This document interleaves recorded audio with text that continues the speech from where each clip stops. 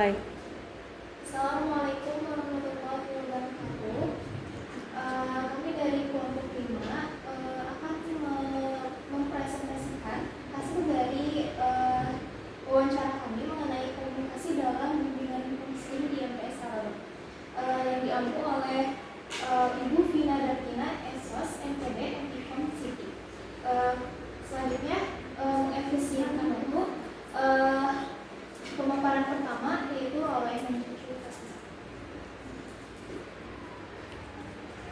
Nah, di sini saya akan menjelaskan tentang komunikasi konseling.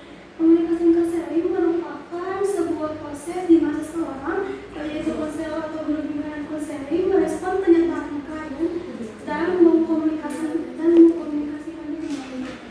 Dalam komunikasi konseling juga, adapun tujuannya yaitu untuk membantu konseling membuat arti dalam hidup dan mampu mengambil keputusan serta melaksanakan keputusan tersebut dengan bertanggung jawab. Selanjutnya ada proses komunikasi konseling. Proses komunikasi konseling di sini antara lain yang pertama itu menyampaikan ide, dan yang kedua itu pemikiran, yang ketiga perasaan dan informasi. Informasi di sini tadi yang diungkapkan oleh klien. Namun dalam konseling ini penting untuk memperhatikan cara penyampaiannya dalam pesan verbal agar dapat dipahami dengan baik oleh klien atau konselor.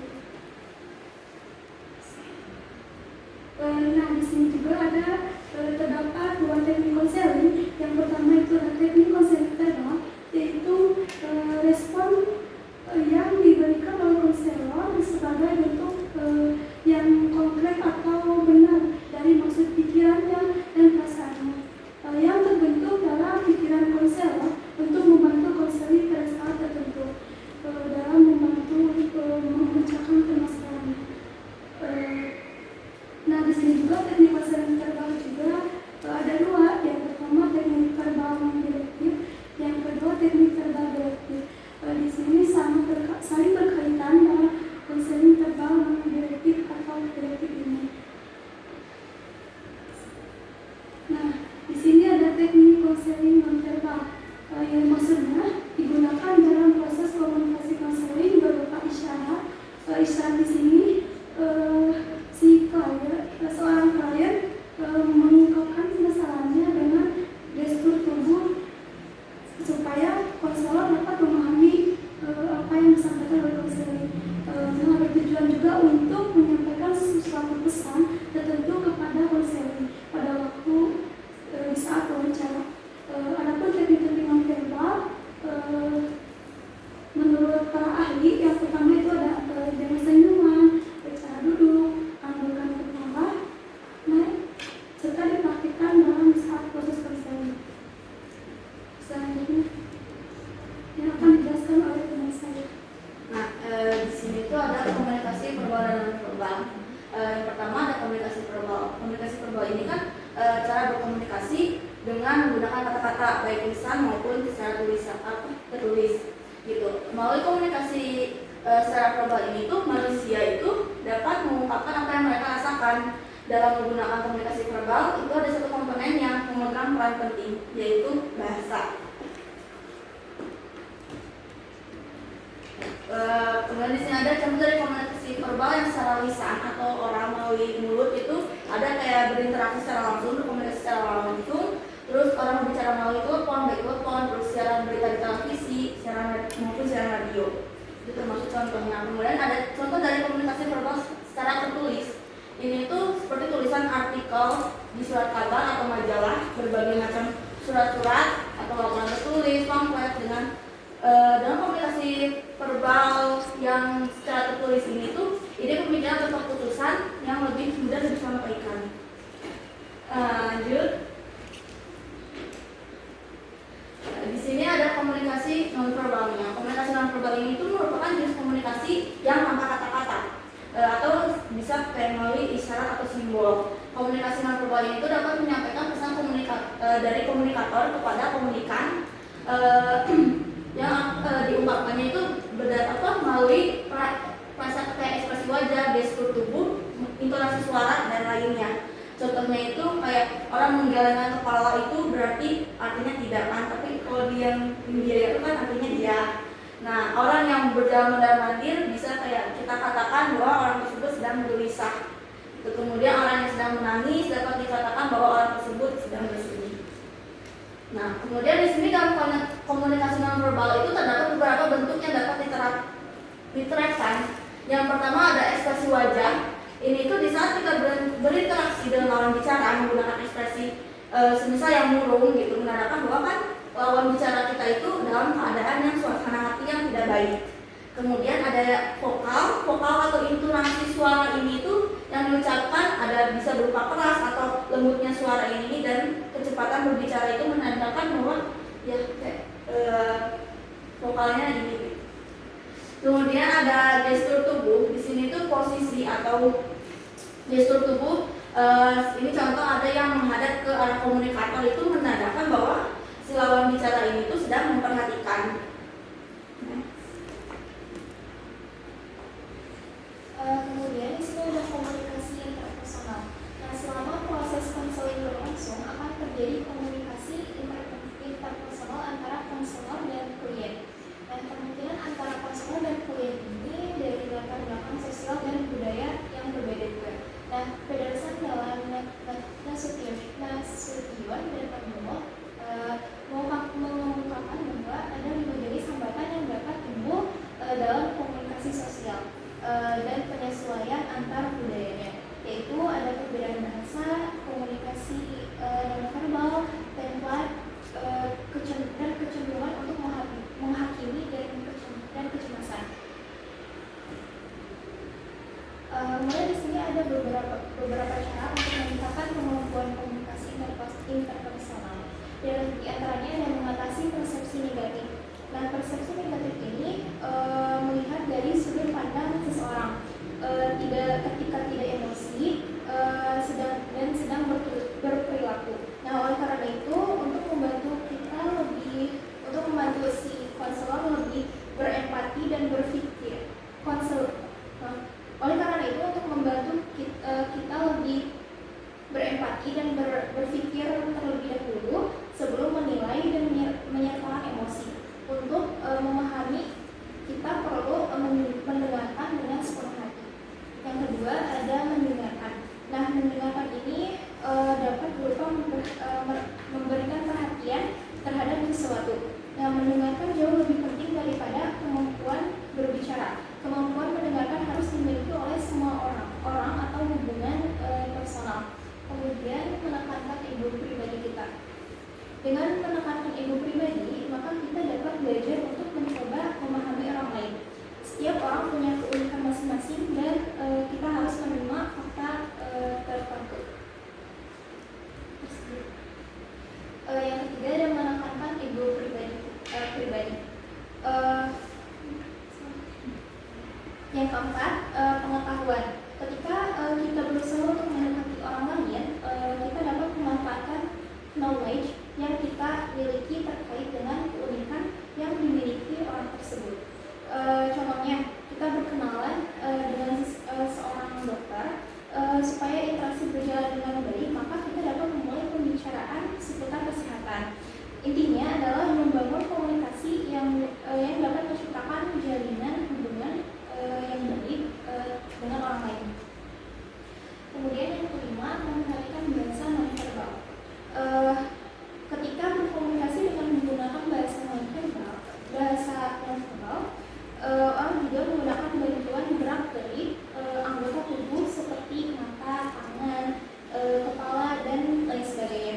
Nah, kemampuan ini memanfaatkan anggota tubuh merupakan aset komunikasi dan bukan sekedar penampilan fisik saja.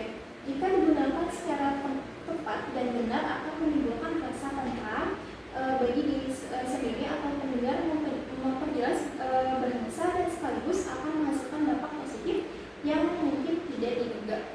Nah, contohnya seperti cara berdiri, bergerak, menatap, dan tersenyum yang dimanipulasikan sedemikian rupa akan memberi nuansa komunikatif terhadap penampilan kata-katanya. Selanjutnya ada konseling yang kita analisis di MTS Aroba.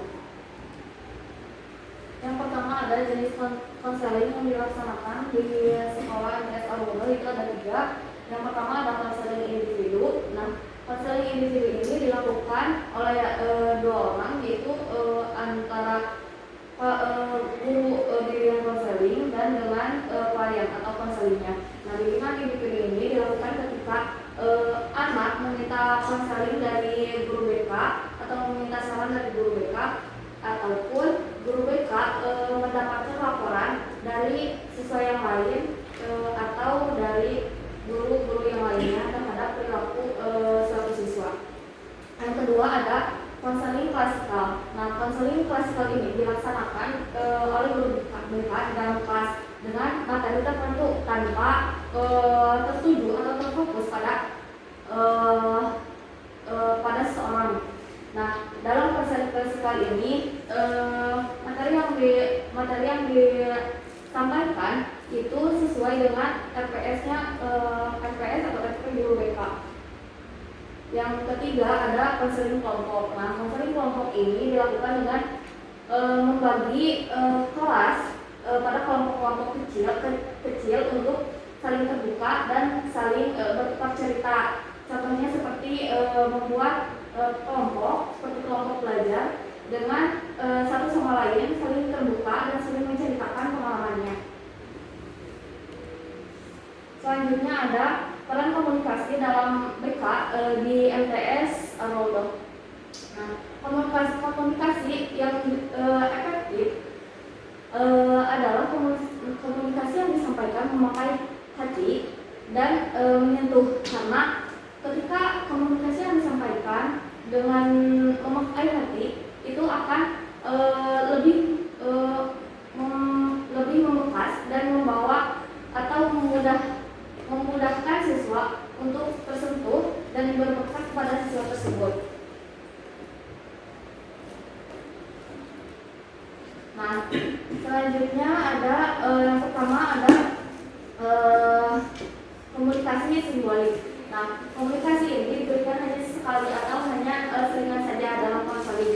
Nah, komunikasi simbolik ini biasanya berupa pantun atau berupa kata-kata yang memberikan kesan tertentu kepada siswa tersebut.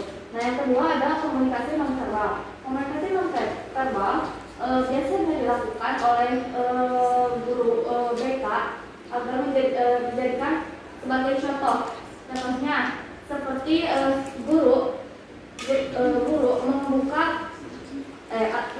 guru membuang sampah pada tempatnya, maka si siswa juga akan mengikuti untuk berlaku hal demikian.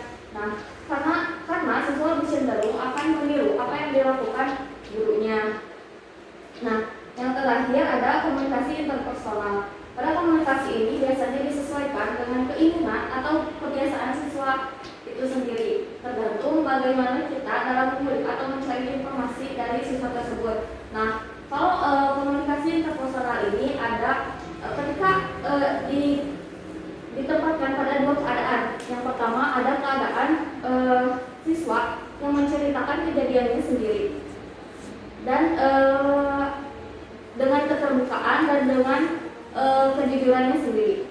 Terus yang situasi yang kedua adalah guru yang harus mengulik atau mencari informasi tentang kejadian yang terjadi kepada siswa tersebut dengan memberikan pertanyaan-pertanyaan yang dapat memberikan feedback kepada guru serta anak tersebut. Kemudian komunikasi BK dengan stakeholder di MTS Aroba. Bagaimana cara guru berkomunikasi dengan stakeholder? Bagaimana cara guru BK berkomunikasi dengan stakeholder? Nah, tentu yang paling utama adalah adanya saling kesinergian, karena penting sekali bagi orang tua untuk mengetahui perkembangan yang dialami anaknya. Kemudian media komunikasi yang digunakan di MTS Aroba, yaitu pada saat ini media yang digunakannya hanya asesmen saja